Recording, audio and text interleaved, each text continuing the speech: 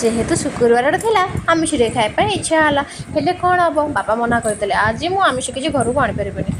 तो मन पड़गला फ्रिज्र 3-4 पीस खंड माछ अच्छी हेल्ले कौन हम से कौन क्या हम सांगे सांगे पोइनाड़े बिलाती बैगण को काटिकी रेडी करदे कड़े तेल गरम कर पियाज को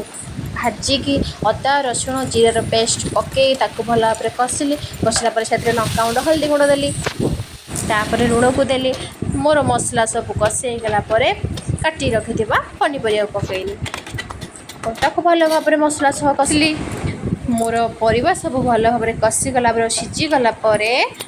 देली पानी पानी भल भाव फुटीगला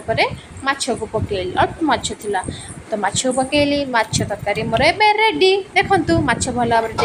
फुटिकी सीझीगला होगला मोर माछ तरकारी रेडी देखंतु ओ बहुत टेस्ट के लगुला सतरे लास्ट जीरा गुंड पकईदेवे ओ कि बास्ना